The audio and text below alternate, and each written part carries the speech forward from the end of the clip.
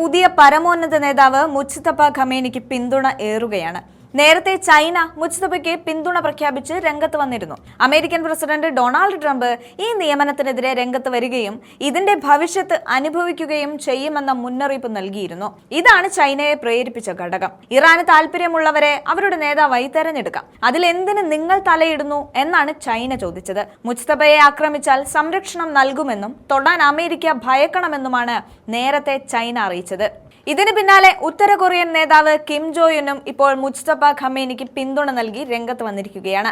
ഇറാന് നേരെ അമേരിക്കയും ഇസ്രായേലും നടത്തിയ ആക്രമണം നിയമവിരുദ്ധമാണെന്നും അപലപിക്കുന്നുവെന്നും ഉത്തര കൊറിയ വ്യക്തമാക്കി കഴിഞ്ഞു. മുജ്തഫ ഖമേനിയെ പുതിയ പരമോന്നത നേതാവായി തെരഞ്ഞെടുത്ത ഇറാന്റെ തീരുമാനത്തെ പ്യോങ്യാങ് ബഹുമാനിക്കുന്നുവെന്ന് ഉത്തര കൊറിയൻ വിദേശകാര്യ മന്ത്രാലയ വക്താവിനെ ഉദ്ധരിച്ച് ഔദ്യോഗിക വാർത്താ ഏജൻസിയായ KCNA ആണ് റിപ്പോർട്ട് ചെയ്യുന്നത്. ഇറാനിയൻ ജനതയുടെ അവകാശത്തെയും തീരുമാനത്തെയും ബഹുമാനിക്കുന്നു. ഇറാനെതിരെ നിയമവിരുദ്ധ സൈനിക ആക്രമണങ്ങൾ നടത്തുന്നതിലൂടെ സമാധാനത്തിന്റെയും സുരക്ഷയുടെയും അടിത്തറ ഇളക്കുകയും അന്താരാഷ്ട്ര തലത്തിൽ അസ്ഥിരത വർദ്ധിപ്പിക്കുകയുമാണ് അമേരിക്കയും ഇസ്രായേലും ചെയ്യുന്നതെന്നും അവർ കുറ്റപ്പെടുത്തുന്നുണ്ട്. ഇത്തരം പ്രവൃത്തികളെ അപലപിക്കുന്നുവെന്നും പുതിയ പരമോന്നത നേതാവ് മുജ്തഫയ്ക്ക് എല്ലാവിധ പിന്തുണയും നൽകുന്നുവെന്നും ഉത്തര കൊറിയൻ വിദേശകാര്യ മന്ത്രാലയ വക്താവ് വ്യക്തമാക്കുന്നുണ്ട്.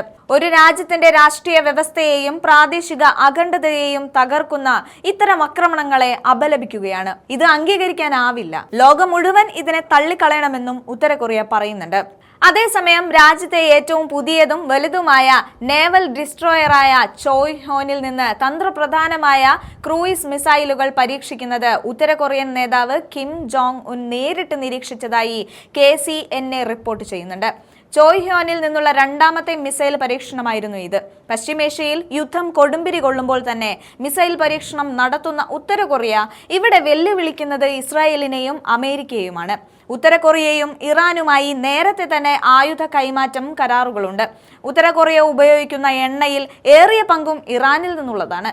കരമാർഗം ചൈന വഴിയാണ് ഇറാനിൽ നിന്നുള്ള എണ്ണ കൊറിയയിൽ എത്തുന്നത്. ഇതിനു പുറമെ അറബിക്കടൽ വഴി ബംഗാൾ ഉൾക്കടൽ കടന്നും ഇറാനിലെ എണ്ണ ഉത്തര കൊറിയയിൽ എത്തുന്നുണ്ട്. അതുകൊണ്ട് ഇറാന്റെ പരമാധികാരം തകരാതെ നോക്കേണ്ടത് ഉത്തര കൊറിയയുടെ ആവശ്യമാണ്. ഇവിടെ റഷ്യയും ചൈനയും ഇറാന് പിന്തുണ നൽകുന്നതും എണ്ണ ലക്ഷ്യം വെച്ച് തന്നെയാണ്. ഇതിന് പിന്നാലെ ഗൾഫ് രാജ്യങ്ങളും ഇറാനെ അനുകൂലിച്ചു തുടങ്ങിയതോടെ അമേരിക്കയും ട്രംപും ഇസ്രായേലും ബെഞ്ചമിൻ നെതന്യാഹുവും ഒറ്റപ്പെടുകയാണെന്ന് കാണാൻ സാധിക്കും. ഇറാനിൽ നിന്ന് എണ്ണ വാങ്ങുന്ന ഉത്തര കൊറിയ തങ്ങളുടെ തീ തുപ്പുന്ന മിസൈലുകൾ ഇറാന് കൈമാറുവാനുള്ള സാധ്യതകളാണ് കാണുന്നത്.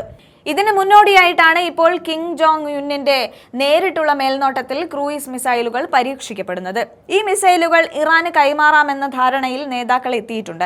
നേരത്തെ റഷ്യയും മുജ്തഫ ഖമേനിയെ അഭിനന്ദിച്ച് രംഗത്തെത്തിയിരുന്നു. മോസ്കോ തെഹ്റാന് നൽകുന്ന പിന്തുണ പ്രസിഡന്റ് വ്ളാഡിമിർ പുടിൻ ആവർത്തിക്കുകയായിരുന്നു. ഇറാനുമായുള്ള ബന്ധത്തിൽ റഷ്യ എന്നും വിശ്വസ്ത പങ്കാളിയായി തുടരുമെന്നാണ് പുടിൻ പറഞ്ഞത്. ഇതിനെല്ലാം പുറമെ അമേരിക്ക ഇസ്രായേൽ സംയുക്ത ആക്രമണത്തിൽ ഇറാന്റെ പരമോന്നത നേതാവ് ആയത്തുള്ള അലി ഖമേനിയുടെ മരണത്തിനെ തുടർന്നാണ് മകൻ മുജ്തഫ ഖമേനിയെ കഴിഞ്ഞ ദിവസം നേതാവായി തെരഞ്ഞെടുത്തത്.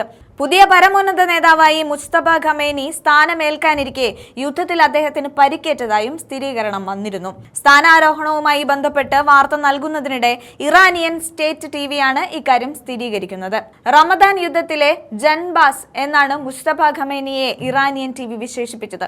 ശത്രുക്കളാൽ പരിക്കേൽക്കുന്നവരെയാണ് ഇങ്ങനെ പരാമർശിക്കുന്നത്. പരിക്കുകളെക്കുറിച്ചോ അദ്ദേഹത്തിന്റെ ആരോഗ്യസ്ഥിതിയെക്കുറിച്ചോ കൂടുതൽ വിശദീകരണം നടത്തിയിട്ടില്ല.